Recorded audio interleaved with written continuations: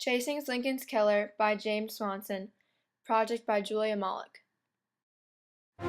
Abraham Lincoln was assassinated by John Wilkes Booth on April 14, 1865. John Wilkes Booth was born on May 10, 1838, near Bel Air, Maryland. He was an actor at Ford's Theater, so he knew where and when to be when he assassinated Lincoln. John Wilkes Booth, David Harrell, Lewis Powell, Mary Surratt, and George Atzerodt had a plan to kill and kidnap Abraham Lincoln.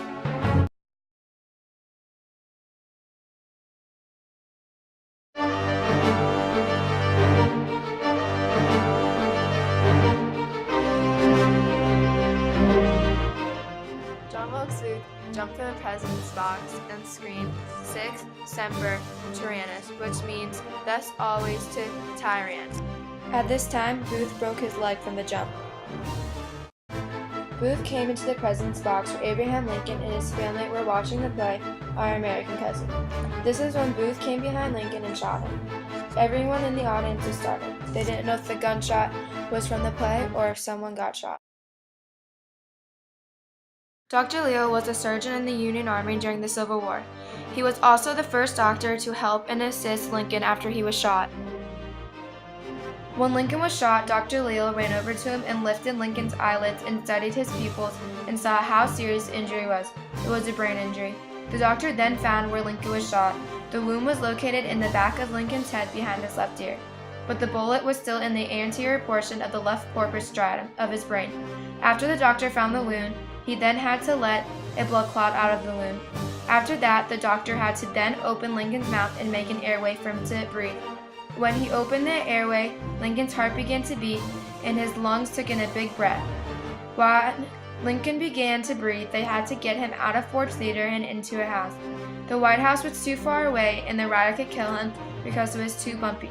So they took him to a nearby house, which was William Peterson's boarding house. About 9 hours after President Abraham Lincoln was taken to William Peterson's boarding house, he passed away the next morning at 7:22 a.m. on April 15, 1865.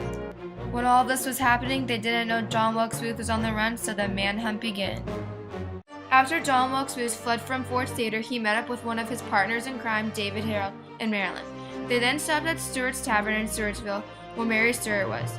Here, Booth and David Harrell also collected 2 Spencer carbines, and Mary Surratt also told them where to go because of Booth's hurt leg.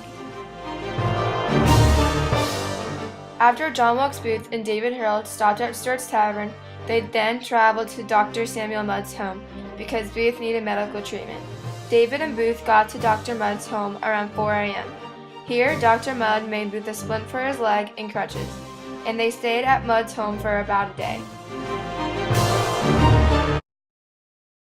After leaving Dr. Mudd's home, John Wilkes Booth and David Harrell traveled south to Ridge Hill, where they met Samuel Cox, a Confederate sympathizer. Mr. Samuel did not allow John Wilkes Booth and David Harrell to stay in his house, but he did have a man take them to the Pine Thicket, a mile west of Ridge Hill.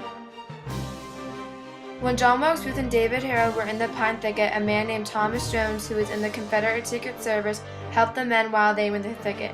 He also helped the men make a plan to cross the Potomac River. Thomas gave the men a rowboat and then through the dense meadows to get to the river.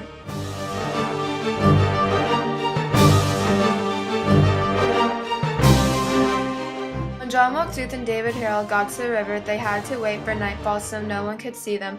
It took 2 attempts to pass the Potomac River. The first time didn't go so well. They ended up in the mouth of a creek. David was familiar with the area, so he took Booth to his friend's farm, which was Harrod's. Harrod's fed the men, and the next night, David Harrell and John Wilkes Booth took their second attempt to cross the river. The second attempt was a success. They had reached Virginia. David Harrell and John Wilkes Booth found a farm that was William Lucas's farm, a freed black man.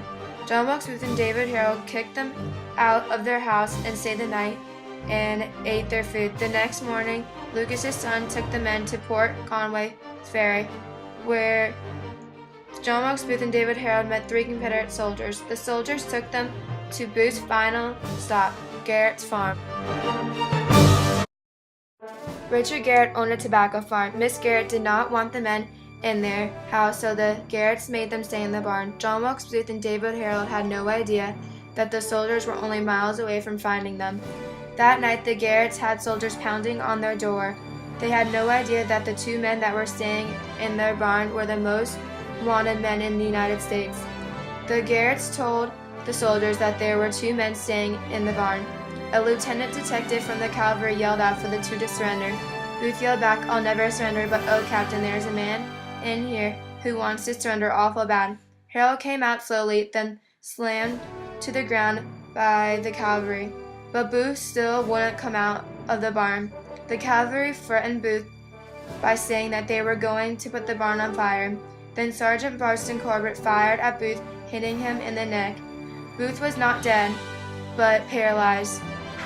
The cavalry moved Booth to the porch of the Garrett's home. Booth's last words were, "Tell my mom I did it for my country." Useless. And Booth died that morning around 7 a.m. on April 26, 1865.